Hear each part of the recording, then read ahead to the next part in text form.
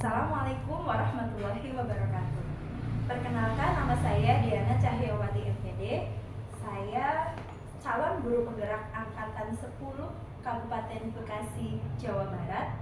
Pada kesempatan kali ini saya akan melakukan wawancara dengan Bapak Kepala Sekolah SMA Negeri 2 Tambun Utara, yaitu Bapak Rohman, SPD MPD. Assalamualaikum warahmatullahi wabarakatuh, Bapak. Waalaikumsalam warahmatullahi wabarakatuh.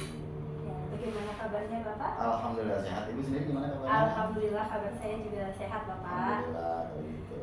Sebelumnya saya ucapkan banyak terima kasih, Bapak. Sama-sama. Sudah meluangkan waktu untuk kegiatan wawancara sebagai tugas dari guru penggerak angkatan 10. Ya. Baik, Bapak, pada kesempatan kali ini saya akan menyampaikan beberapa topik wawancara. Yang pertama yaitu bagaimana cara Bapak mengidentifikasi kasus-kasus yang merupakan dilema etika atau bujukan moral Bapak. Nah, untuk mengidentifikasi kasus dilema etika dan bujukan moral, saya akan melihat dalam hal permasalahannya dulu, yaitu tentang benar dan benarnya. Kalau dilema etika kan pasti permasalahan benar dilawan dan benar, mana yang harus kita putuskan lebih baik. Kalau dilema moral kan benar dan salah, ya kan? Nah, untuk mengidentifikasinya saya akan melihat permasalahan. Saya harus melihat situasinya dulu seperti apa. Ya. Nah, ini permasalahan ini sudah seperti apa, sejauh mana yang menjadi interest kita atau semacam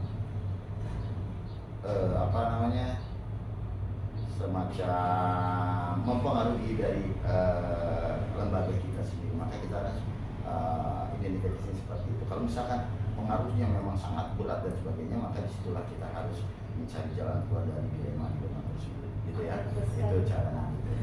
Lanjutnya gimana, Ibu? Ya, baik. Selanjutnya.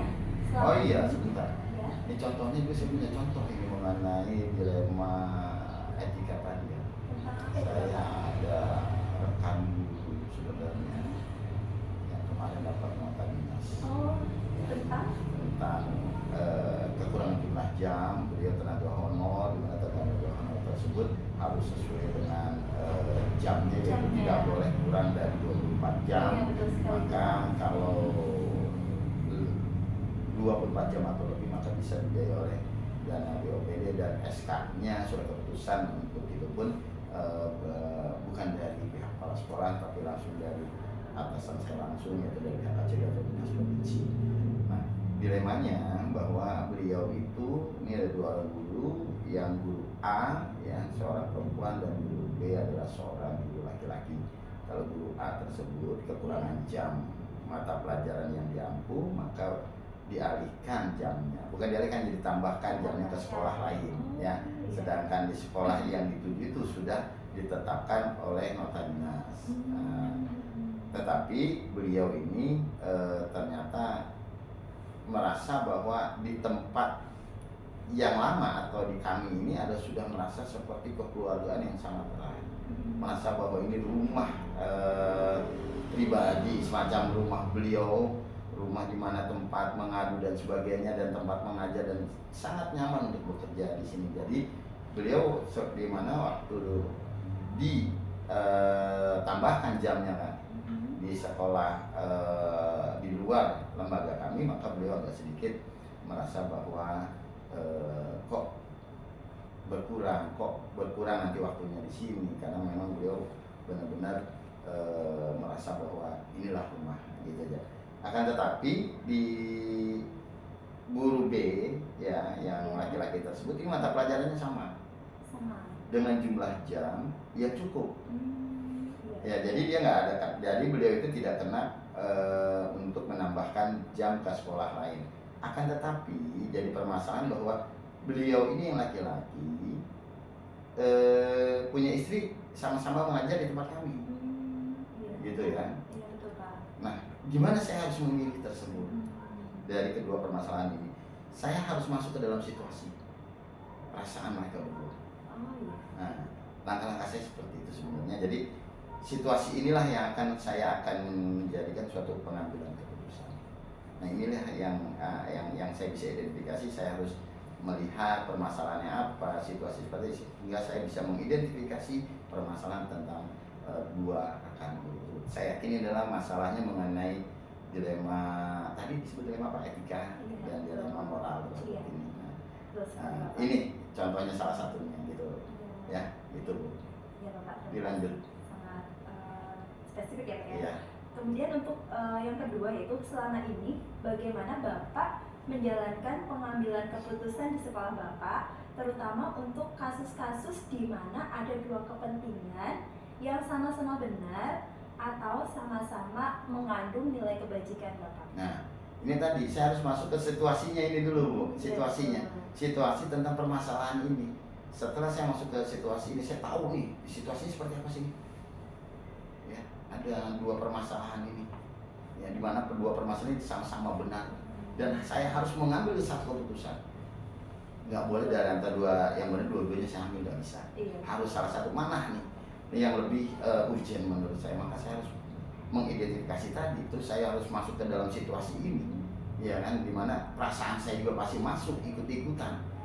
Saya yakin perasaan saya juga ikut ke permasalahan A dan permasalahan B yang dua-duanya benar.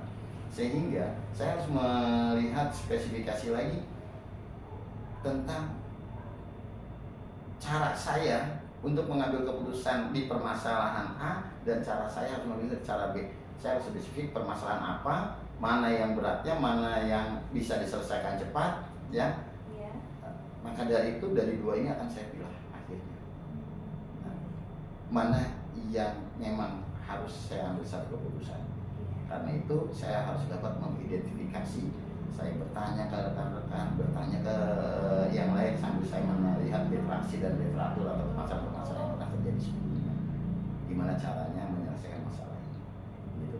Dengan mudah-mudahan keputusan yang diambil karena kita sudah mencari sumber-sumber sebagai pemecahan masalah yang baik, ya, mudah-mudahan akan menjadi solusi yang terbaik. Gitu aja. Ya Bu ya. Sekali Bapak ya. Jadi mengandung nilai kebajikan ya Pak ya. Kebajikannya iya gitu untuk kita bersama. Iya. Baik Bapak, terima kasih. Terus untuk nomor 3 itu langkah-langkah atau prosedur seperti apa yang bisa Bapak lakukan selama ini? Saya terus terang ada permasalahan ini, misalkan di permasalahan dua rekan guru tadi. Iya. Saya kan panggil dulu. Pertama saya pelajari nota dinas dulu. Ya, Pak, ya. Pertama saya pelajari nota dinas dulu, Bu, ya. Karena nota dinasnya, tadi kan permasalahannya mengenai dua rekan guru. Iya. Saya akan pelajari nota dinas. Oh ternyata ada dua rekan guru di sini yang dapat permasalahan di mana saya juga harus mengambil keputusan di antara dua rekan guru ini, gitu kan? Iya. Setelah saya mempelajari nota dinas, baru saya panggil rekan gurunya. Ini ada nota dinas seperti ini, gimana menurut Bapak Ibu? Saya pun manggil ke guru berikutnya, gimana itu menurut Bapak Ibu? Dan saya akan panggil terpisah. 4 mata ya Pak ya? 4 mata dulu. Saya ingin menggali dari sisi dalamnya beliau, dari sisi psikologi beliau, dari sisi kepentingan beliau yang sebenarnya, dari sisi humannya, kemanusiaannya gitu dari kita. Kita akan berbicara secara teman lah di antara saya dengan beliau. Terus langkah berikutnya saya harus mengidentifikasinya adalah mengenai sumber-sumber apa yang perlu saya jadikan literasi, ya kan, tentang permasalahan ini. Maka saya mungkin mencari narasumber untuk ilmu atau permasalahan ini dari luar. Saya harus bertanya kepada senior saya dan sebagainya, sebagai masukan-masukan atau sumber-sumber literasi yang lain, atau saya punya sumber buku dan sebagainya tentang permasalahan ini. Tidak menutup kemungkinan itu terjadi gitu kan, atau tayangan-tayangannya atau dari rekan-rekan saya akan tanya, nah itu permasalahan situasinya yang terjadi bagaimana. Nah, dari semua keseluruhan itu insya Allah setelah terkumpul data semua lengkap, fakta-fakta lengkap, baru disitulah bisa kita mengambil suatu keputusan. Nah, karena saya seperti tadi, saya mempelajari nota dinas, saya panggil orangnya gitu kan, saya bicara, terus saya baru mencari sumber-sumber lain untuk permasalahan ini biar ada solusi yang baik gitu kan. Setelah itu baru ambil keputusan. Kemudian hal-hal apa yang selama ini Bapak anggap efektif dalam pengambilan keputusan pada kasus-kasus dilema etika Bapak? Berbicara empat mata enaknya. Pertama itu kita panggil rekannya, kita berbicara empat mata terhadap permasalahan-permasalahan yang tadi ya. Saya contoh permasalahan yang tadi, ya, yang dilema kasus tersebut kita pelajari, ya, pelajari permasalahan ini apa, solusinya insya Allah apa, kita pecahkan satu gitu. Jadi kelihatanlah, oh ini permasalahan yang sebenarnya.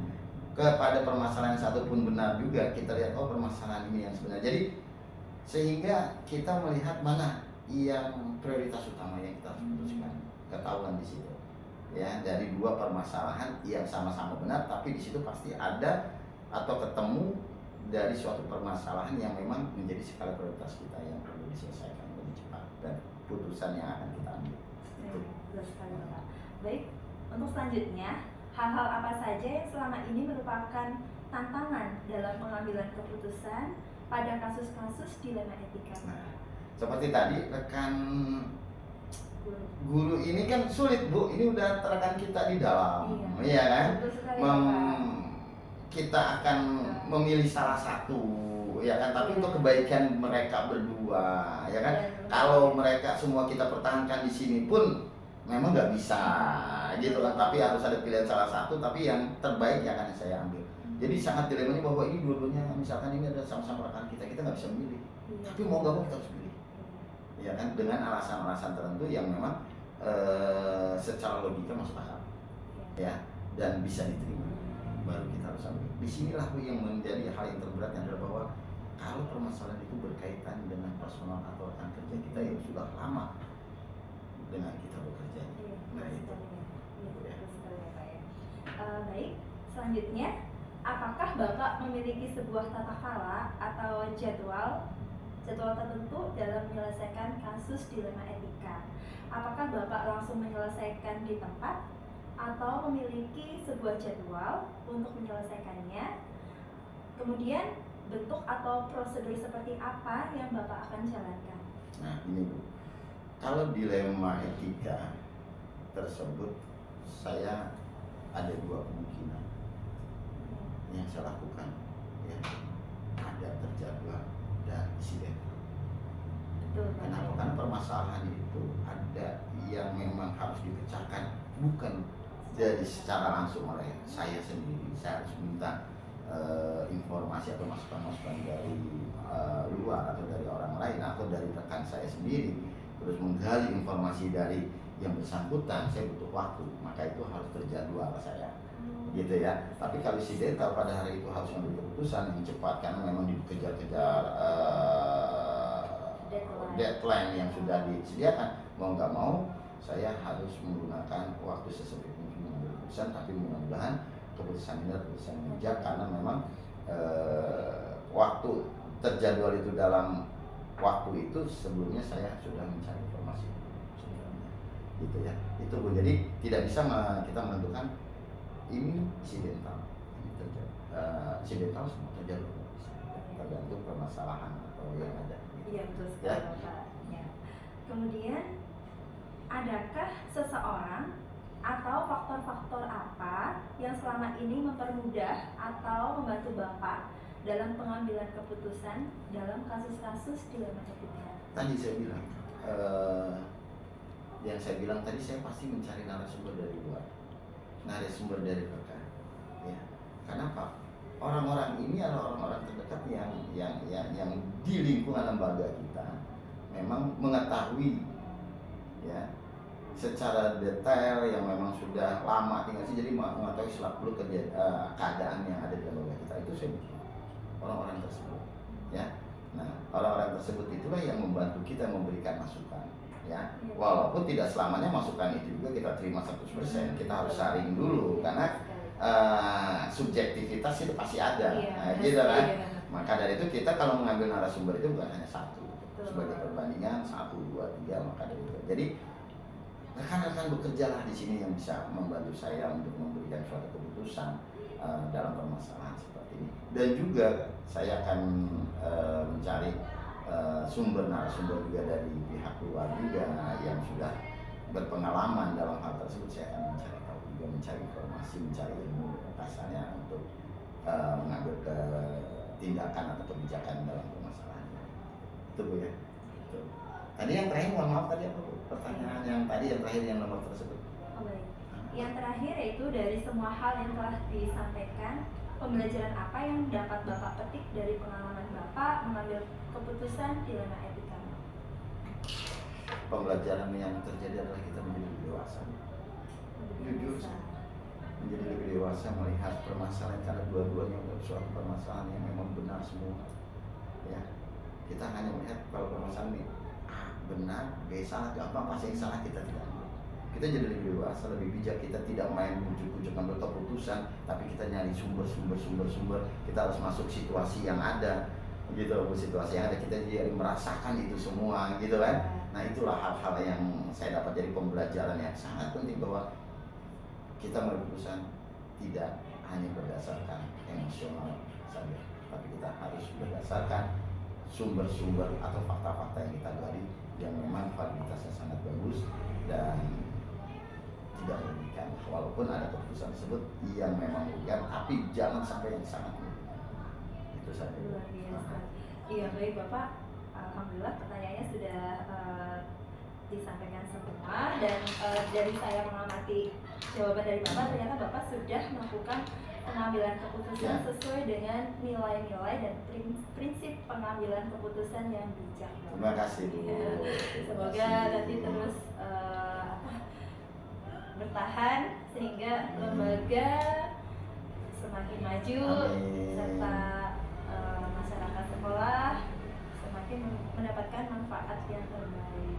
Terima kasih Bapak atas kesempatannya dan sudah berbagi praktik baiknya ya Bapak ya. Saya bisa belajar dari Bapak dan semoga kelak akan bermanfaat untuk saya dan lingkungan saya di waktu yang akan datang. Assalamualaikum warahmatullahi wabarakatuh Bapak. Waalaikumsalam warahmatullahi wabarakatuh. Alhamdulillah.